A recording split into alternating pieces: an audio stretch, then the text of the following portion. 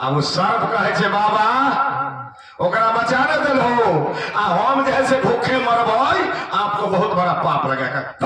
बोलबा कहा के हम कहा उसको बचाए हैं कैसे कैसे कल के हम तो कहे तुमको पकड़ ले रहो छोड़ना मत और उसको कहे चुप हो जाओ तो गुरु के वचन के मान लगे बेगमान मान लगे कल कह दे तो हमारा वाणी को मान लिया तो उसका बेड़ा पार हो गया और तूने नहीं माना हम तो कहे पकड़ ले रहो छोड़ना मत तो तू चोरा जाए छोड़ दिया भाग गया इसलिए हमको कोई पाप था नहीं लगेगा। बोलिए सतगुरुदेव आज जो गुरु का वचन पर अटूट रहा उसका बेड़ा पार हो गया और जिसने गुरु को वचन को माना नहीं वो आज तक ले जैसे वो गताल खाते में फंका है। विचार कीजिएगा सतगुरु कबीर कहते हैं कि सत के रेहल सुरत के घैली आ तिरकुटी घटिया पर सौनन भैली। तो हमारा इंदिरा ग्राम मालूम न है कि दिनेश बाबा के घर करने हैं आयो अभी के बात लो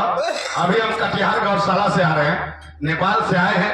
अब मोटरसाइकिल लगा हुआ था हमारा कटिहार गौशाला में वहां से जब चले तो ये रास्ता हमको देखा हुआ था नहीं कभी आए थे नहीं कहा सेमापुर होकर के करा बोला होकर एक बेर निकले डुमरा है देखा हुआ था 13 जगह बाबा जी से हम वो डूमर जब कितना जगह पूछना पड़ा विचार कीजिए हमको त्रिकुटी स्थान मालूम नहीं है कैसे आप जा सकते हैं। सतगुरु कबीर कहते हैं हे भाई मानव वह त्रिकुटी स्थान पर जाने के लिए बहुत बड़ा मशक्कत करना पड़ेगा। काहे जो सतगुरु कबीर साहब का जितना भी साखी शब्द भजन जो है ये काया रूपी में है अगर खोजना हो तो इसमें खोज सकते हो। मैं कहता हूं आज पूरे भारतवर्ष में जो हमारे भाई लोग आज देख रहे हैं धरारा में देखे ना कहे ना कि है जो मैंने भूये में सुतल है उस सत्संग से की मतलब जहाँ की बैठने का जगह नहीं। आज हमारे देखो दिनेश बाबा बैठे के जगह लगे हकिन एकदम यहाँ से वाले ना हे प्रेमी सज्जो विचार करे। सदगुरु कबीर कहते हैं कि कबीर नाम सबसे बड़ा विचार जथा नाम है तथा जाने जान निहार। यानी हम नहीं कहते हैं जो आज पूरे भारतवर्ष में चल रहा है संत मत आपके क्षेत्र में चलता है ना उनका रचयिता के हैं परमहंस जी महाराज महर्षि में ही है। उन्होंने भी कहा कि तुम बाहर क्या खोजते हो तुम अपने अंदर में खोजो।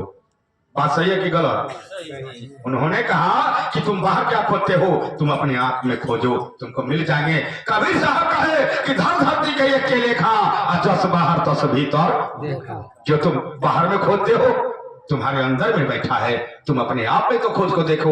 सतगुरु कबीर कहे कि दरस करण को चाहिए दर्पण माजत रहिए दर्पण में लागत काई तो दरस कहां से पाई हृदय विचार से मुख देखा नहीं जाए मुख तो तभी देखियो जब दिल की दुविधा जाए।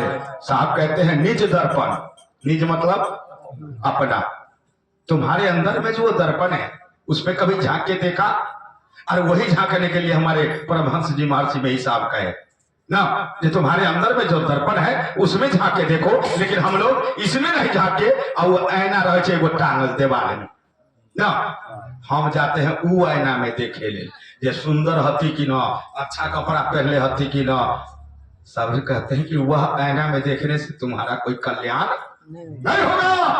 जैसे उदाहरण उस ऐना में थोड़ा सा जो साटा हुआ है उसमें कीचड़ लेके आप पूरा में लपेट दीजिए तनी पढ़ते भी पढ़ते खुद हो जाके लगता है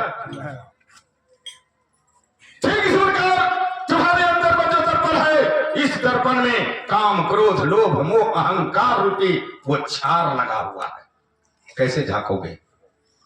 हे परमेश्वर जो विचार करो जब तक मनुष्य को अपना स्वरूप को ज्ञान नहीं होगा तब तक कल्याण नहीं होगा। कबीर साहब कहे कि तुम कौन हो तुम इस जगत में क्या करने के लिए आए हो कर क्या रहा हो और रुचि तक मुझको करना का चाहिए। अगर मानव ये चार बात का विवेचन कर लिया तो मानव तन पाने का सार्थक है अन्यथा हमारा पशु में कोई अंतर नहीं है। जिसको अपने स्वरूप का ज्ञान नहीं है बहुत बड़ा दुर्दशा हो जाता है समाज में।